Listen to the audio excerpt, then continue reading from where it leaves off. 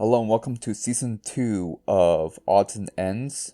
This will be a 4-part series regarding random topics regarding agriculture, herbalism, and domestication that tickles my interests. There's no real through line or common theme for these ones, but the videos should be interesting nonetheless. For our first episode, we'll talk about a paper by Dr. Muhammad M. Sholda called Herbal Diuretic in Medieval Persian and Arabic Medicine. I don't speak the language that they use very well, so I'll be using the English translations for the book titles and terms when possible. For everything else, I'll be attempting to say the names in their proper language where there's no English translation. Unfortunately, it'll be poorly done. Now let's begin. Diuretic are used to induce urination or excretion of other types of waste products. The earliest known use of these products were in the Ebers Papyrus in the 18th Egyptian dynasty. These papyrus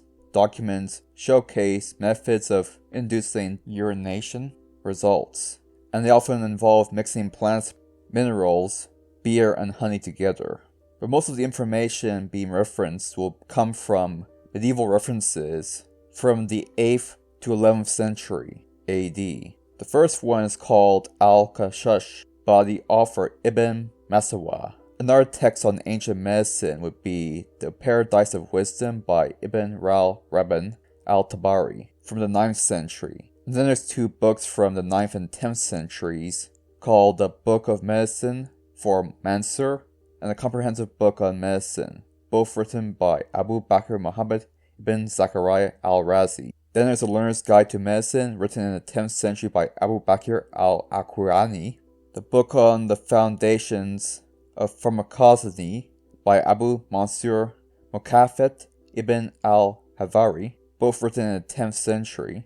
And finally, the Canon of Medicine, written by Avicenna between the 10th and 11th century AD. Most of the works from these Arabic and Persian doctors is derived from the work by Dioscorus, who lived between 40 to 90 CE. His book, The Materia Medica, remained the authoritative text for medicinal agents for over 1,500 years. It consists of 5 books and lists 1,000 medicines derived from nearly 600 plants, 100 of which are considered to be diuretic in nature, and 10 of which are highly potent in that sense. Such plants listed were grass of Parnassus, blue leek, chickpea, wild rocket, cabbage, onion, cinnamon, Celtic saponet, celery, and wild iris. These diuretic properties were considered due to the high water content and were recommended to be consumed with water or beer. Several people speculate that the increase in urination may have been due to the increased fluid ingestion alone, or the high salt content of certain species. Another important figure in pharmacology in ancient times was Galen of Pergamum. He further developed the theory of humors, which was previously advocated by Hippocrates. His book on medicine expanded upon the previous work of Hippocrates, and his work was written down in his book called The Simple Chium. Both books have had heavy influence on medicine in both Europe and Middle Eastern medicine. During the Islamic Golden Age in particular, during the mid-7th century to the mid-13th century, there's sufficient amount of peace between the different religious groups that Arabs, Persians, Jews, and Christians were able to work together to translate medical texts originally written in Greek and Syriac into the Arabic language, with subsequent authors and scholars incorporating their own observations, commentaries, and local information into the expanded versions of the original translation. It is these sources that became the foundation for the ancient forms of medieval medicine within the Arab countries, especially Persia during that time period.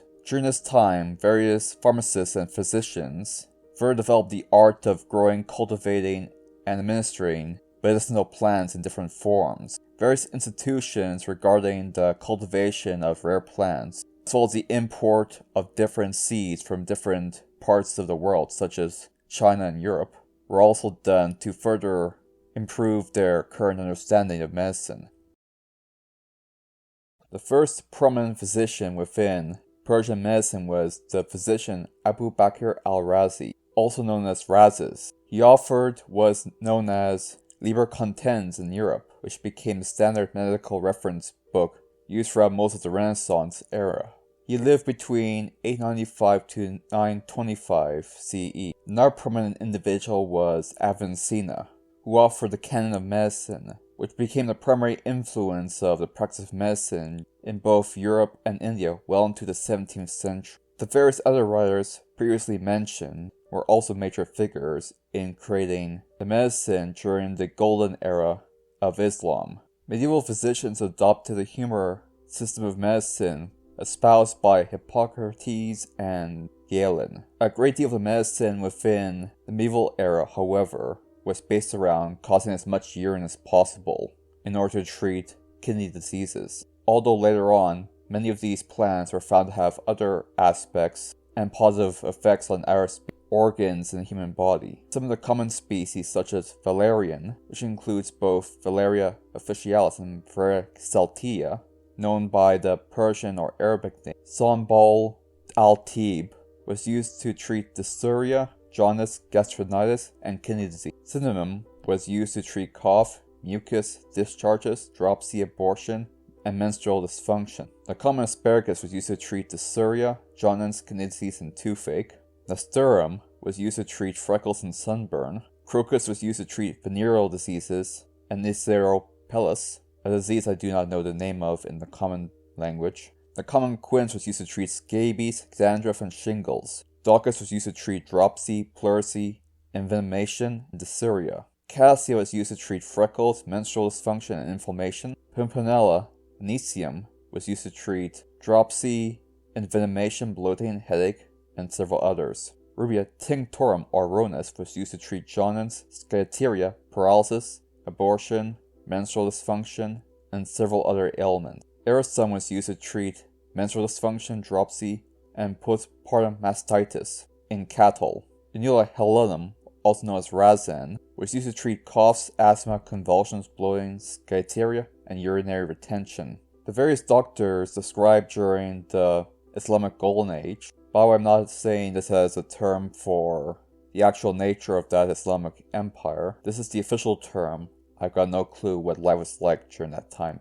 Much of the information obtained from the Materia Medica was derived from translations by various writers such as Ibn Masawai, al-Tabari, Razes, Ashawai, Helveri, and Avicenna. From this, they obtained the scientific names of 127 of the 135 herbs found within the writings of various Islamic scholars. As of right now in modern times, only 8 of these species remain unknown. It is speculated that since the same plant often has multiple names, it's possible that